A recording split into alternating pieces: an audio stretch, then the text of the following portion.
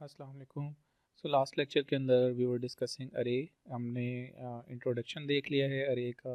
अरे में यूज़र से लेके वैल्यूज़ हमें अरे को फिल करना सीख लिया है। उसके अलावा हमने अरे को प्रिंट करना सीख लिया है कि अरे की वैल्यूज़ को हम प्रिंट किस तरह से कर सकते हैं। उसके साथ मैंने एक एक्सरसाइज का क्वेश्चन दिया था जिसमें मैंने कहा था कि आपके पास एक करेक्टर अरे है, आपने उसको रिवर्स ऑर्डर के अंदर प्रिंट करना है, तो उसका क्या तरीकाकार होगा। इस लेक्चर के अंदर we will discuss multidimensional array कि हम 2D अरे, 3D अरे और मल्टी डायमेंशनल अरेज होती क्या हैं और उनको किस तरह से हम यूज़ कर सकते हैं प्रोग्रामिंग में डिफरेंट प्रॉब्लम्स को सॉल्व करने के लिए। सो मैनिपुलेशन बेसिकली 2D अरे में किस तरह से होती है ये आज के लेक्चर में हम देखेंगे। उसके बाद हम कुछ रियल वर्ल्ड प्रॉब्लम्स सॉल्व करने की कोशिश करेंगे, कुछ एनालाइज करेंगे और कुछ सॉल्व करने की कोशिश करेंगे। सो अरे मैनिपुलेशन में 2D अरे अगर आपके पास हो तो जैसे सिंगल अरे होती है उसके अंदर सिर्फ हमारे पास सिर्फ एक ही ब्रैकेट होती है और ये यूनी डायमेंशनल अरे बन जाती है, वन डायमेंशनल अरे बन जाती है, जिसमें हम कॉलम को चेंज कर सकते हैं लेकिन रो को चेंज नहीं कर सकते। लेकिन 2D अरे के अंदर हमारे पास रो के लिए अलग इंडेक्स होता है और कॉलम के लिए सेपरेट इंडेक्स होता है। तो ये देखें यहाँ पर एक रो के लिए रो के लिए हमने एक डिक्लेयर कर लिया वेरिएबल, इसी तरह से कॉलम के लिए एक अलग वेरिएबल डिक्लेयर कर लिया। सो मैक्सिमम रोज जब हम 2D अरे बनाएंगे मैक्सिमम रोज भी डिफाइन कर देंगे और मैक्सिमम कॉलम भी डिफाइन कर देंगे।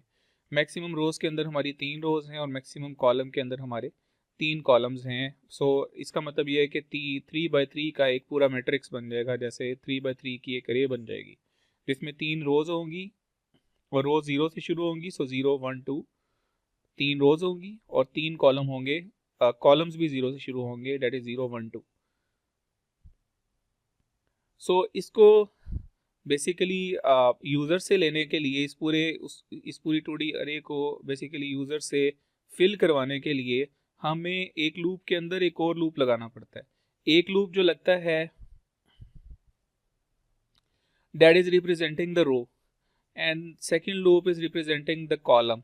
सो पहली रो जब शुरू होती है, जब रो इज इक्वल टू 0 होती है तो पहली रो शुरू होती है, तो पहली रो के लिए ये वाला कॉलम जो सा है वो 3 दफ़ा चलेगा क्योंकि मैक्सिमम कॉलम की जो तादाद है that is 3। So that means कि रो 0 के लिए, कॉलम 0 के लिए एक दफ़ा वैल्यू ली जाएगी यूज़र से, उसके बाद रो वही रहेगी 0 ही और कॉलम की वैल्यू एक इंक्रीज़ हो जाएगी। सो इसको हम पूरा यूज़र से फिल करवाएंगे। हम सीखेंगे इसको विजुअल एक्सप्रेस C++ में कि इसको किस तरह से करते हैं। उसके बाद इसकी फॉर्मेटेड आउटपुट के लिए अगर हमने करना हो तो हम इसको प्रिंट करने का तरीकाकार भी चेंज कर सकते हैं। उसमें हम स्पेस की बेस पर भी कर सकते हैं, उसमें हम पूरी तरह जैसे 2D का मैट्रिक्स होता है उस तरह से भी प्रिंट कर सकते हैं। ये देखें, ये अब हर टैब दिया जाएगा, हर एलिमेंट के बाद टैब आएगा।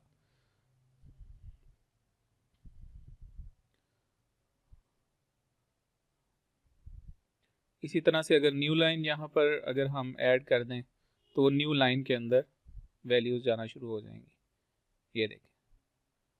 सो नाउ इसी तरह से आप को मैं एक क्वेश्चन दे रहा हूँ जो कि एक्सरसाइज क्वेश्चन है कि आपको एक मैट्रिक्स दिया गया है, एक अरे है 3x3 की। आपने क्या करना है कि आपने उसका ट्रांसपोज निकाल के एक नई 2D अरे के अंदर स्टोर करना है, राइट। ये देखें। सो ये कॉलम में चला जाए, जो रो की वैल्यूज हैं वो कॉलम में चली जाएंगी और जो कॉलम की वैल्यूज हैं वो रो में चली जाएंगी। सो अगेन ये एक और एक्सरसाइज क्वेश्चन है जिसमें आपने प्रोग्राम लिखना है। आपको एक स्क्वायर मैट्रिक्स दिया गया है n बाय n का, लेट्स से 3x3 का। आपने बताना है कि क्या ये मैट्रिक्स आइडेंटिटी मैट्रिक्स है या नहीं। आइडेंटिटी मैट्रिक्स कौन सा होता है जिसके डायगोनल एलिमेंट्स में सारे 1 होते हैं और बाकी सब एलिमेंट्स जो से हैं वो 0 होते हैं। उस तरह के मैट्रिक्स को हम आइडेंटिटी मैट्रिक्स कहते हैं। सो आपने ये 2 प्रॉब्लम जो सी हैं वो सॉल्व करनी है। इनमें से कुछ बेसिक स्ट्रक्चर मल्टी डायमेंशनल अरे किस तरह से यूज़ करते हैं वो हम अभी विजुअल एक्सप्रेस C++ पे देखने लगे। सो एक मल्टी डायमेंशनल अरे बनाने के लिए हम सबसे पहले क्या करते हैं कि हमें एक अरे है जो कि जिसके रो और कॉलम भी हमने डिफ़ाइन करने हैं, हमें उसको डिक्लेयर करना पड़ेगा। सो लेट्स से हमारे जो रोज़ हैं वो 3 हैं और कॉलम भी हमारी 3 हैं। नाउ हमें पता है कि एक अरे का जो इंडेक्स है वो 0 से शुरू होता है, राइट। सो सबसे पहले हम जो चीज़ सीखते हैं वो ये सीखते हैं कि हम पूरी अरे को फिल कैसे कर सकते हैं यूज़र की वैल्यू से। यूज़र वैल्यूज़ देगा और जो वैल्यूज़ देगा उससे पूरी की पूरी अरे जो सी है वो फिल हो जाएगी। So int i is representing the row और j is representing the column, right? So यहाँ पर मैंने जब एंटर करवाना है यूज़र से तो पहले मैं यूज़र को कहूँगा कि enter the value of index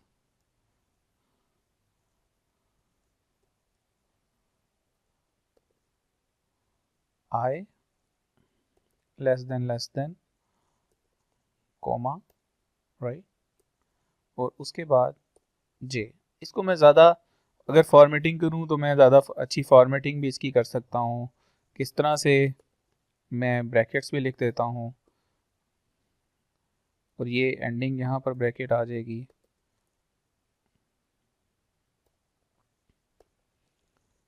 right. So now user जो वैल्यू देगा, सो उससे पहले आई और जे इसको हम प्रिंट करवा रहे हैं ताकि हमें पता लगता रहे कि किस किस इंडेक्स पे कौन कौन सी वैल्यू जाके स्टोर हो रही है या यूज़र कौन कौन सी किस इंडेक्स पे क्या वैल्यू दे रहा है। सो यहाँ पर नंबर, आई और जे, सो ये हमने यूज़र से सारी वैल्यूज़ गेट कर ली, राइट। नाउ अगर हमने पूरी की पूरी अरे को प्रिंट करना है तो हमें यहाँ पर कुछ भी नहीं करना पड़ेगा। हम यहाँ पर अगेन ये 2 फॉर लूप हमें दोबारा लिखने पड़ेंगे और यहाँ पर हमने सी इन नहीं करना पड़ेगा, हमें सी आउट करना पड़ेगा क्योंकि हमने वैल्यूज़ को प्रिंट करना है, राइट। और ये भी लेस देन हो जाएगा।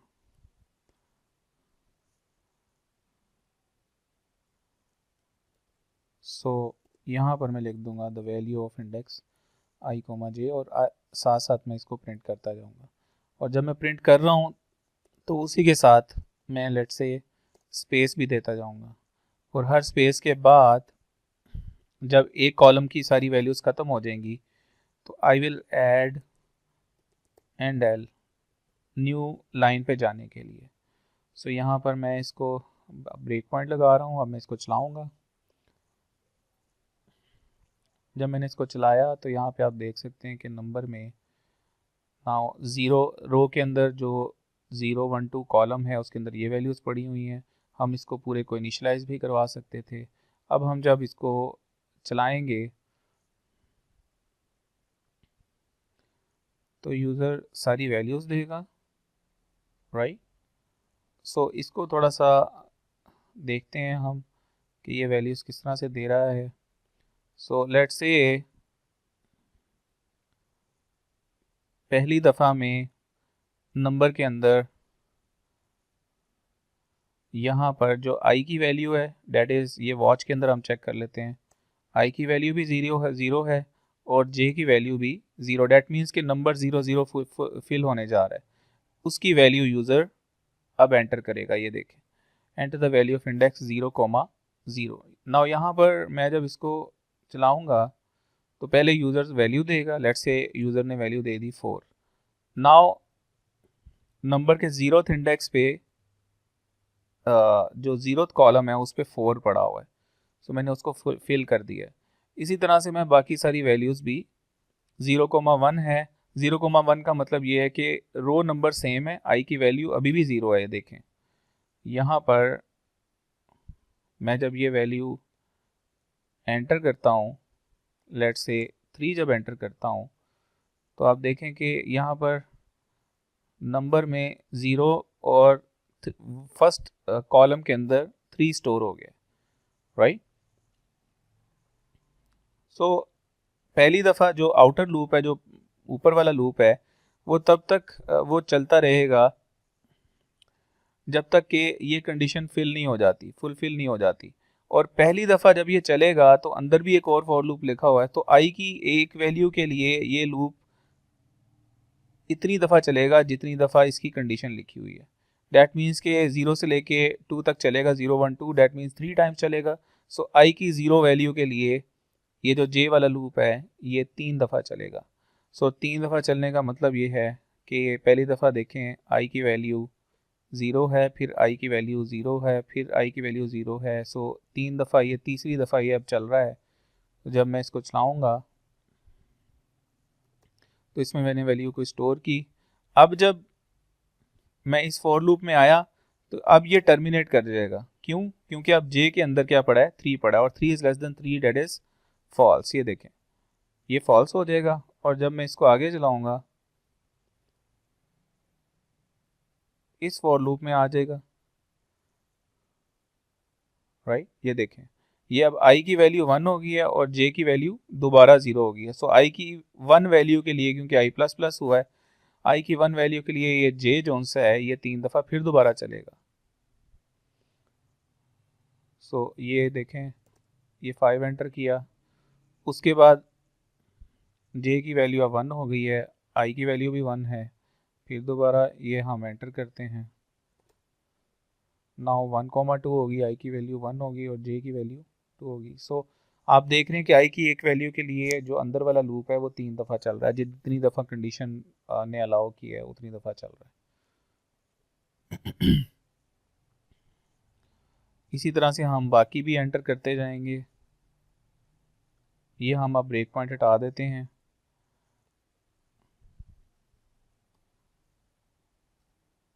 इसको हम कंटिन्यू कर देते हैं।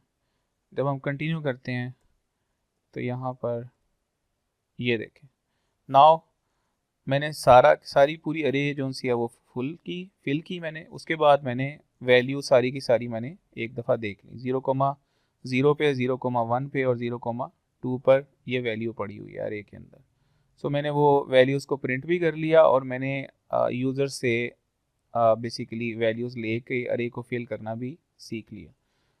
सो ये कुछ इंपॉर्टेंट चीज़ें थी। ट्रांसपोज लेने से पहले, transpose is very very easy, बहुत इजी है। अगर आपने यूज़र से इस अरे को फिल करना सीख लिया तो आप ट्रांसपोज भी ले सकते हैं। और अगर आपने चेक करना हो कि ये आइडेंटिटी मैट्रिक्स है या नहीं है तो इसी 2 फॉर लूप के अंदर कहीं कोई इफ़ की कंडीशन लगेगी या जो भी होगा वो लॉजिक आपने बनानी है, डेवलप करनी है और उसके बाद आपने टेस्ट करना है अपने पूरे प्रोग्राम को। सो अंटिल नेक्स्ट टाइम आप लोग ये इन 2 जो एक्सरसाइज प्रॉब्लम्स मैंने दी हैं इनके ऊपर प्रैक्टिस करें।